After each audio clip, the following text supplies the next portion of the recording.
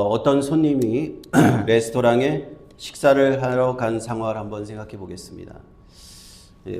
식당에 들어가시면 프론트에서 직원이 어서 오세요 하고 이렇게 웰컴 인사를 해주고 자리를 안내해 주죠. 그리고 자리를 안내받고 서버가 곧 와서 이제 메뉴를 보여주면서 음식 주문을 받습니다. 혹시 우리가 뭐 잘 친숙한 음식은 몰라도 뭐 처음 가는 레스토랑이 있다면은 그 손님 메뉴를 잘 모를 수가 있잖아요. 그러면은 그 메뉴에 대해서 친절하게 설명도 해주는 역할을 합니다. 손님은 참 그럴 때 고마움을 느끼게 되죠. 그리고는 음료와 음식을 가져다 주고 가끔씩 손님이 식사를 하실 때 별 필요한 것이 없는지 이렇게 물어보고 그렇게 불편한 것이 없는지 물어봐 줍니다. 그런 과정에서 그 식당에 온 손님은 배려를 받는다고 느끼게 될 겁니다. 내가 여기 왔는데 편안하게 식사를 할 수 있도록 존중을 받고 있고 배려를 받고 있구나라는 생각을 듭니다. 그리고 계산을 하고 나갈 때 직원들이 안녕히 가세요. 또 다음에 또 오세요. 이렇게 인사를 하게 되면요. 만족한 기분으로 그 식당을 나갈 겁니다. 왜냐하면 그곳에서 식사를 하는 동안에 참 존중을 받았다, 배려를 받았다라는 생각이 들기 때문입니다. 혹시라도 음식이 조금 맛이 없다 하더라도 아마 팁을 두둑하게 주었을 거라고 생각이 돼요. 그런데요, 어떤 손님이 레스토랑에 들어갔는데 앞의 경우와 달리 프론트 직원이 그렇게 환영하지도 않고 자리를 제대로 안내해 주지도 않고 아무데나 앉든지 말든지 알아서 앉으라 그러고 메뉴를 주문할 때도 잘 모르겠는데 잘 설명도 안 해주고 그냥 그렇게 되면 어떻게 될까요? 음식도 나왔는데 그냥 대충 던져놓고 가고 식사를 하는 동안에 한 번도 뭐 필요한 것이 있느냐고 물어보지도 않고 그러면은 그 손님 마음이 어떨까요? 계산을 하고 나가면서도 잘 가라는 얘기도 안 해요. 식당에서. 자, 어떻게 될까요? 손님은 아무리 음식이 맛있었더라고 해도 불만족스럽겠죠. 그렇죠? 왜 그렇습니까? 그 식당에 들어가서 식사를 하는 동안 전혀 내가 존중받았다, 배려받았다라는 생각이 전혀 들지 않기 때문에 팁을 주고 싶지 않을 것 같아요. 가끔씩 식당에서 이렇게 영수증에다가 팁을 쓰잖아요. 그러면은 0 이렇게 해가지고 $0 이렇게 크게 쓰고 가는 분들이 있어요. 그만큼 불만스러웠다라고 하는 거예요. 이 존중과 배려는요, 우리가 살아가는 사회 속에서 중요한 겁니다. 비단 식당에서뿐만이 아니라 사실 모든 관계와 모든 만남 속에서 존중과 배려는 중요한 겁니다. 사람과 사람이 살아가는 사회에 이 존중과 배려라는 이 덕목 굉장히 중요한데 성경은 오늘 말씀에서 이것을 이렇게 표현하고 있습니다. 모든 것이 가하나 모든 것이 유익한 것이 아니요 모든 것이 가하나 모든 것이 덕을 세우는 것이 아니니 누구든지 자기의 유익을 구치 말고 남의 유익을 구하라 이렇게 되어 있습니다. 덕을 세우라 라고 먼저 얘기하고 덕을 세우라 이렇게 되어 있습니다. 헬라어 원문을 보면은 그 원문의 단어는 오이코도메이라고 하는 단어인데요. 오이코스는 집을 얘기하고요. 데오라고 하는 뒤에 전미사는 쌓아 올리다, 집을 짓다라는 뜻이에요. 그래서 이 단어는 사실 원문으로는 집을 짓다, 건물을 세우다라는 뜻이에요. 한글 성경에는 이제 덕이라는 단어가 들어가서 어떤 개인이 어떤 윤리적이나 도덕적으로 무슨 품성을 이렇게 세워야 되는 것 같이 이런 느낌이 있지만 사실은 헬라어 원문을 찾아보면은 그 관계를 얘기하는 겁니다. 관계 속에서 집을 세워가는 것, 공동체가 세워져 가는 것, 이것을 얘기하는 겁니다. 앞서 이제 식당에 제가 예를 드렸는데 식당에서 어떻게 손님과 종업원은 관계를 세워갈 수 있을까요? 손님이 처음 왔습니다. 두 사람은 처음 식당이라는 공간, 그 공동체 안에서 만났습니다. 그리고 이제 관계를 형성해 가는 것이죠. 그때에 그 관계의 주도성은 이제 종업원에게 있어요. 종업원이 손님을 이렇게 안내해야 되고 손님에게 이런저런 설명을 해줘야 돼요. 그렇게 함으로 손님과 그 종업원은 관계를 세워가는 겁니다. 덕을 세워가는 거라. 마치 집을 짓고 건물을 세워 올리듯이 그 두 사람의 관계는 이렇게 그 짧은 시간에 세워져 가는 겁니다. 친절한 인사를 하고 친절하게 설명을 하고 식사 도중에 가서 관심을 가져주고 하는 것들이 다 이 관계를 세우는데 중요한 요소인 거예요. 만일에 불친절한 행동을 했고 무관심을 했고 그렇다면은 관계가 세워지는 것이 아니라 이 관계가 무너져 가는 거예요. 그 사람과 손님과 종업원의 관계가 무너져 가는 거예요. 사도 바울이 덕을 세우라 했을 때 이 관계를 세우라는 겁니다. 관계를 세우고 건물을 세우라, 집을 세우듯이 그 관계를 쌓아나가 가라, 이런 말씀을 하는 겁니다. 우리가 누군가를 처음 만났을 때 관계를 쌓아가는 것이 이와 비슷해요. 제가 며칠 전에 어떤 분을 신방을 갔다 왔습니다. 어떤 사업장에서 비즈니스 하시는 분을 신방을 갔다 왔는데 그 부부 되시는 분을 제가 한 2년 전에 처음 뵀죠. 여기 유타에 와서. 그때는 참 서먹서먹했습니다. 그래서 저는 이곳에 처음 온 목사이고 저의 소개를 드리고 그분들에 대해서 여쭤보고 그렇게 기도드리고 오면서 그분들과 이 관계를 이제 시작한 것이죠. 그러면서 2년이 지나는 동안 제가 한 10번도 만나지 않은 것 같은데 그분들과 가끔씩 이렇게 만나서 교제를 하고 한 번, 두 번, 세 번 그 과정이 쌓아지면서 관계가 형성되는 거예요. 관계가 형성되어서 그 관계를 잘 형성하면 좋은 관계가 덕이 세워지는 것이고 그 관계가 잘 형성되지 않았으면은 덕이 세워지지 않는 거예요. 만약에 제가 그분들을 만났을 때 자꾸 불편한 얘기를 하고 부담스러운 얘기를 하고 자꾸 막 푸시하고 이랬으면은 제가 오는 것을 반가워하지 않으실 수도 있을 거예요. 근데 저는 최대한 그분들이 이렇게 부담스러운 얘기는 하지 않고 그분들이 최대한 이렇게 배려하려고 좀 노력을 하는 거죠. 그런데 그 2년 정도 시간이 지났을 때 감사하게도 그분들이 이제는 제가 갔을 때 방문을 했을 때 저를 반갑게 맞아주시고 비록 우리 교회를 출석하지 않으시지만은 다른 미국 교회 다니시지만 저에게 이렇게 이런저런 얘기를 이제는 막 하시는 거예요. 저희 아들이 어떻고 어디로 이사를 갔고 지금 형편이 어떻고 처음 만났을 때하고는 많이 다른 거예요. 처음 만났을 때는 서먹서먹하니까 관계가 세워지지 않았는데 어느 정도 관계가 세워지면은 이제 허심탄회하게 속마음도 얘기하고 이런 거 하면서 기도해 달라고 하시고 그래서 기도를 하고 이렇게 나오게 되는 그런 겁니다. 무슨 말씀을 드리는 겁니까? 사람과 사람 사이에 마치 집을 짓는 것과 같다라는 거예요. 덕을 세우는 것은 이런 것입니다.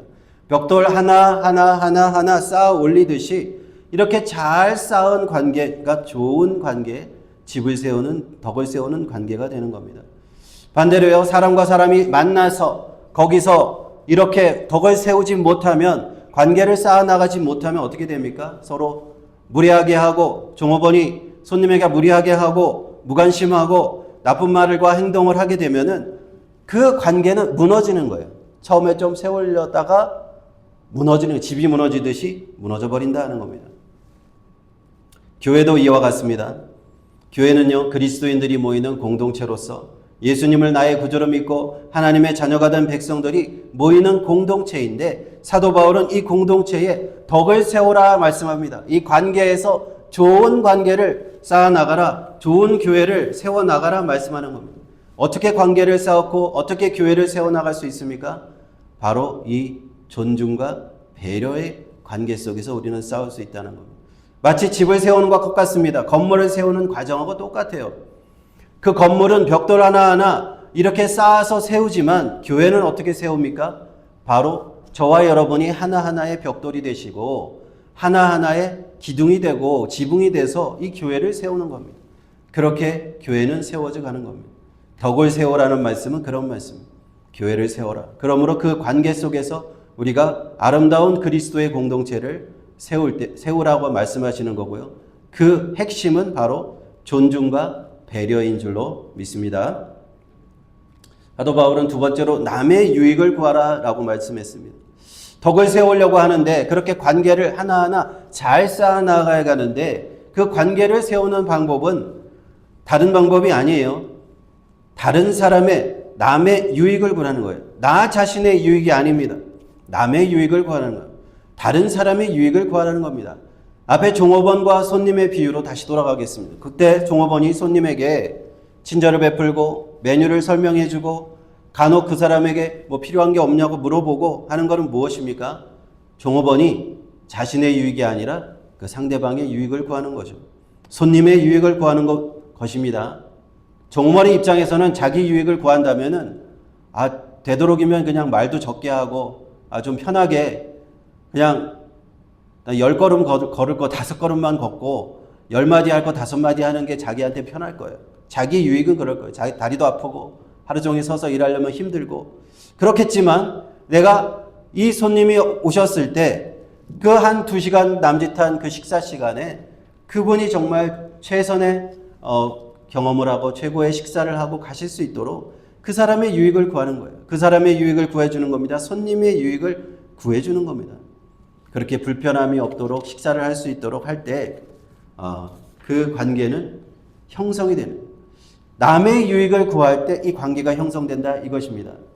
우리 교회도 그리스도의 교회가 이렇게 되어야 된다고 사도 바울은 말씀하는 겁니다.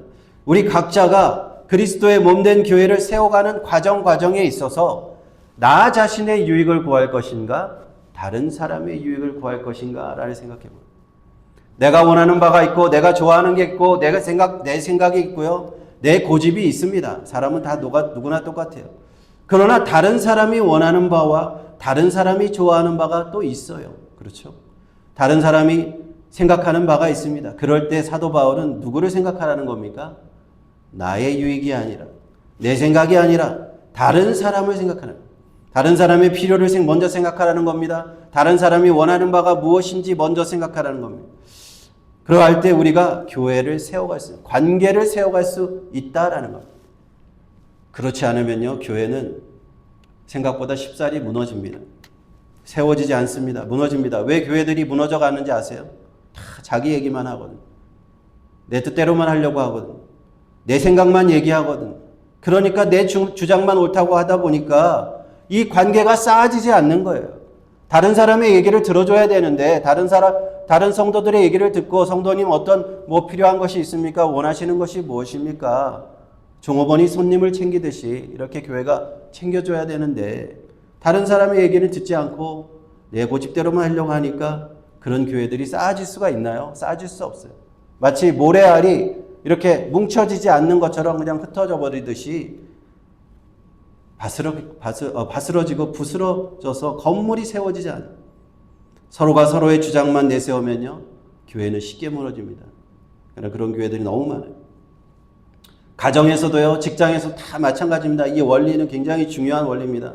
남편과 아내가 각자 서로의 나만의 유익을 구하게 되면 어떻게 됩니까? 사이가 나빠지는 거예요. 그러나 상대의 유익을 자꾸 구할 때 그 가정은 행복한 가정이 되는 거예요. 부모와 자식이 자꾸만 자기 얘기만 하게 되면 어떻게 됩니까? 부모와 자식도 멀어지는 거예요. 다 그렇습니다. 직장에서도 그렇습니다. 직장에서 서로 코워커들이 서로 자기만 주장하고 내 유익만 구하면은 그 관계는 허물어진다. 모든 관계는 그렇습니다. 오늘 본문에서 25절부터 29절까지 이렇게 얘기합니다. 다시 한번 한 목소리로 한번 읽어볼까요? 25절부터 29절 시작.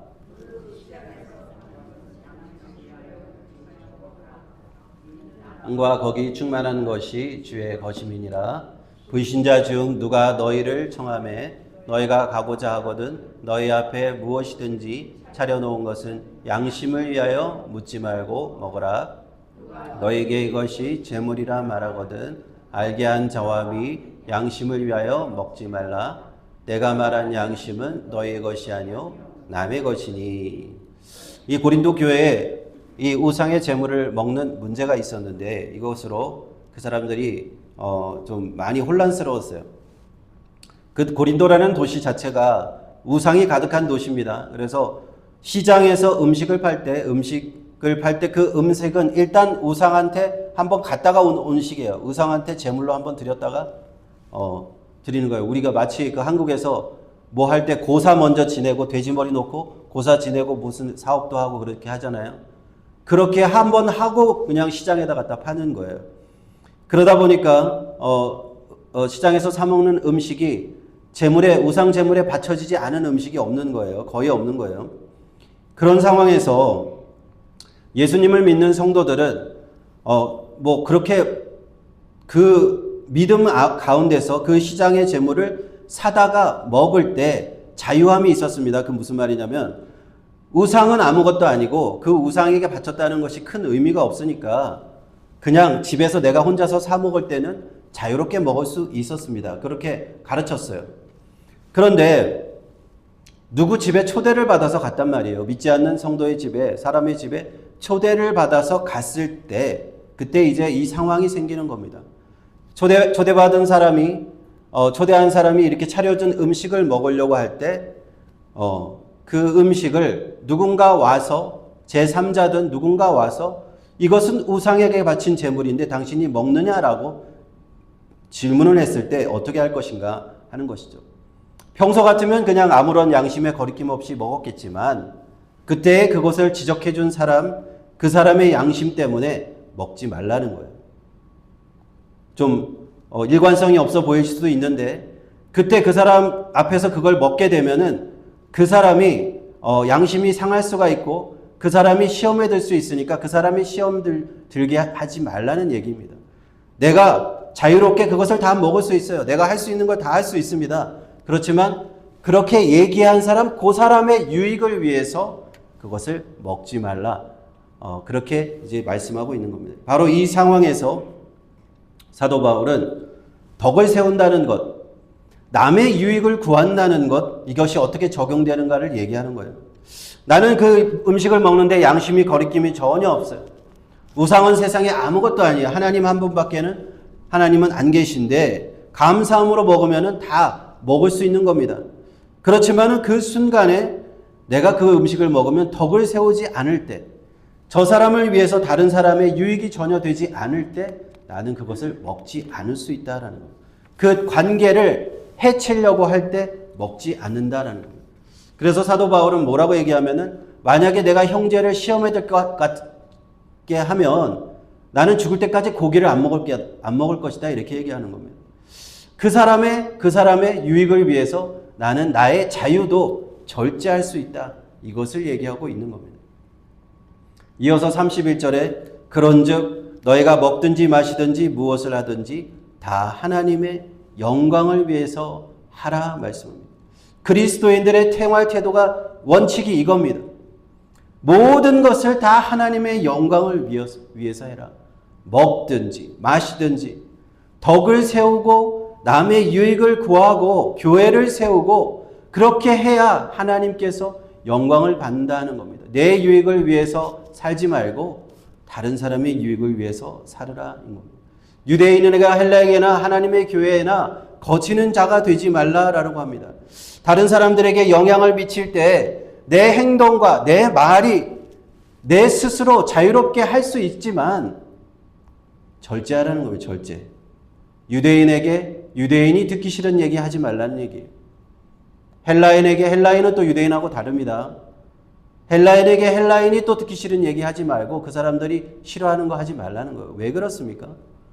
그 사람들을 예수님 안에서 얻기 위해서 내가 그 사람들을 어떻게든 존중하고 배려함으로써 복음을 전하려고 그렇게 하는 거예요. 하나님의 교회에서도 거치는 자가 되지 말라는 겁니다. 하나님의 교회의 관계를 세워나가야 되는데 방해가 되지 말라는 거예요. 방해가 되지 말라. 자꾸만 내 주장만 내세우고 자기 고집만 내세우고 내 유익만 내세우다 보면은 자꾸 방해를 할 수밖에 없어요. 그래서 거치는 자가 되지 않으려면요. 다른 사람을 생각해 줘야 돼요. 다른 사람의 유익을 먼저 생각해 줘요. 저 사람을 내가 존중해 줘야지. 배려해 줘야지. 그렇게 세워 줘야지. 그렇게 해야 우리는 교회를 세울 수 있고 우리는 덕을 세울 수 있는 줄 믿습니다.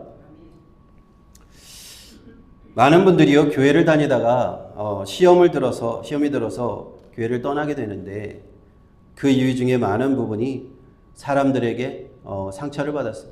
존중과 배려를 받지 못했기 때문에 떠나는 경우가 많아요. 어떤 자매가 그런 얘기를 했습니다. 자기가 교회를 처음 나왔는데 기존에 계시던 성도님들이 관심을 가지기 시작했어요. 처음에는 관심이 너무 감사했어요. 이것저것 궁금한 거 물어봐 주기도 하고. 근데 이제 점점 시간이 지나니까 이제 좀 도가 지나치기 시작해요. 몇 살이냐, 어디 사냐, 뭐 하는 일은 뭐고.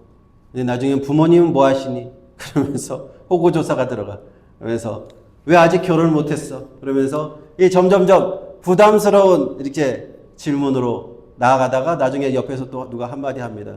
눈이 높아서 시집 못 가는 거야. 그러면서 그러면 안 돼. 그러면서 막 참견을 하기 시작해요. 눈을 낮춰라. 그러면서 막 여러 가지 간섭이 훈계 아닌 훈계들을 하기 시작합니다. 그 자매는요, 이제 몇 주 교회를 나오다가 이 너무 지나친 관심, 내 사생활이 침해된다는 생각이 들어서 결국에는 그 교회를 그만두게 되었다는 얘기가 있었어요.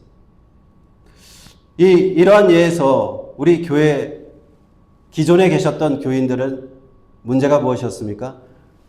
관심을 가지는 건 좋지만 존중과 배려가 부족했던 거예요. 그 자매가 새로 오셨을 때 적당한 선에서 관심을 줘야 되는데 너무 듣고 싶지 않은 얘기. 우리 결혼 못한 처녀총각이 저기 추석이나 설날에 집에 가서 제일 듣기 싫은 말이잖아. 왜 결혼 안 하니? 그 얘기를 교회 와서 듣고 있으니까 얼마나 부담스럽겠어요. 그게 잘못된 거예요. 존중과 배려. 그 사람이 어떤 얘기를 하면 기분이 안 좋을까? 그걸 생각해 줘야 되는. 우리 교회가 조심해야 될 부분이 이런 데 있는 겁니다. 다른 사람의 사정을 우리가 잘 모르잖아요. 그러니까 함부로 얘기해서는 안 되는 거예요. 한국 문화의 특징이 좀 그런 게 있어요. 너무 그냥 다 알려고 해요. 숟가락 개수까지도 몇 개 있어. 그러면서 다 알려고 해요. 나이부터 물어보고 그냥 몇 살인지. 예.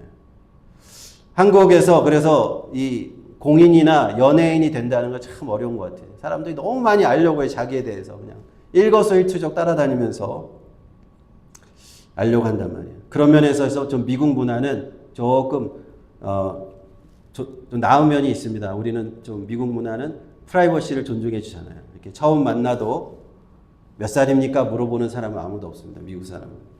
그 사람의 사생활이 침해되는 질문들은 잘하지 않아요.